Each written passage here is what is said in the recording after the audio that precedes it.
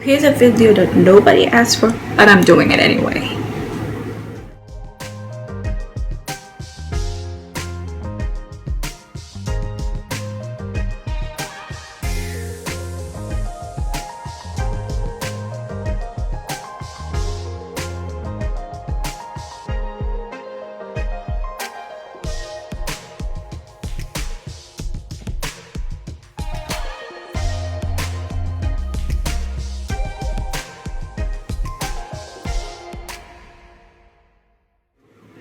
So yeah, it's been a year and it went by so fast. Never felt like it. Never felt like it's 1 year. But yeah, happy anniversary to myself. So how has it been?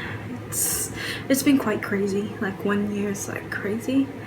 And yeah, it's been like a roller coaster of everything. Just like life throws everything at you and just like you find out what works for you, what does not. And it's been a year of a trial and error, trying to figure out which industry you want to get into, what do you want to do with your life, what extras do you want to do, and yeah, it's pretty much it. It's just like 1 year of starting over again. So yeah, but overall I'm pretty much happy with my decision coming here. I had a real taste of independence, although I really was independent way back when I was at home in my hometown, but this was a different kind of independence. I had to pay my bills, I had to provide for myself food, I have to pay for my home, for the rent and everything else. Unlike when I was back at home, I was living with my parents, so didn't really have to worry so much about everything because it was our own home. We don't pay rent, and I would just share in the bills and sharing the food, do some chores and all those stuff. It was just like comfortable. I was in my comfort zone. So when I came here, it was a totally different story. I was so anxious because I knew that I had to provide for myself, I had to support myself, I had to survive. So yeah, that was challenging, but somehow by the grace of God, I've been provided with pretty much everything I need this time. Sometimes I feel like it's not enough, but you know, I just leave it to Him and He kind of provides everything to me up to now. So for that, I'm very thankful. So has it been easy? No. Contrary to popular belief, coming abroad, or working abroad, living abroad would be easier, but no, it's not true.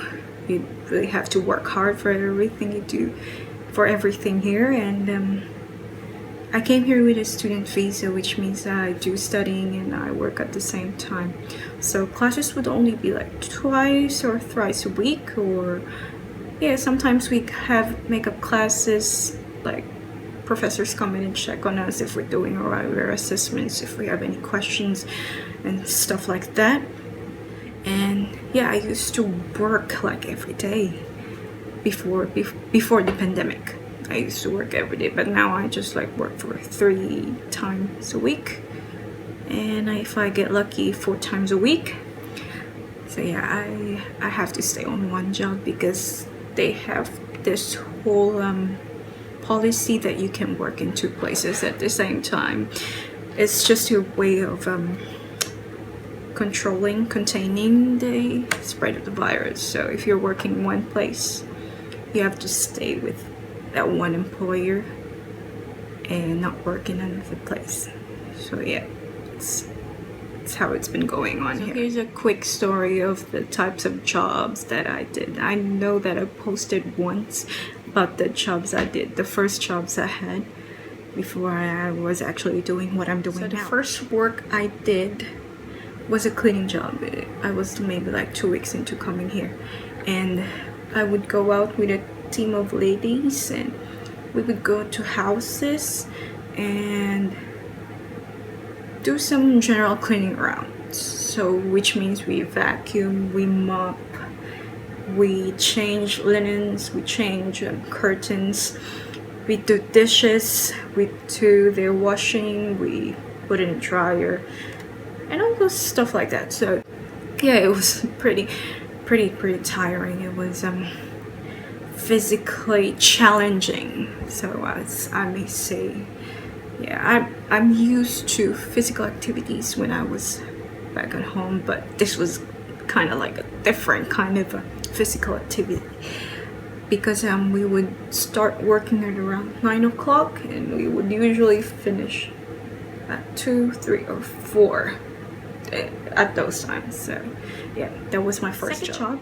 It's housekeeping at a hotel in the city.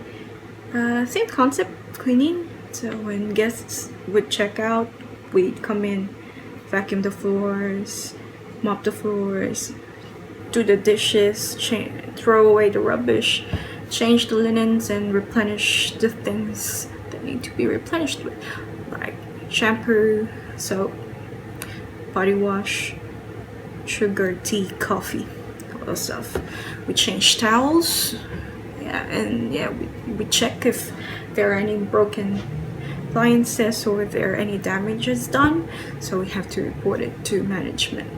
So yeah, that was my second job. For part-time, I also did dishwashing. So like dishwashing, like washing the dishes, but good because there's just a machine, so you just have to remove all the food scraps and put all the plates, cutlery, and everything else into the machine, and it just goes by itself.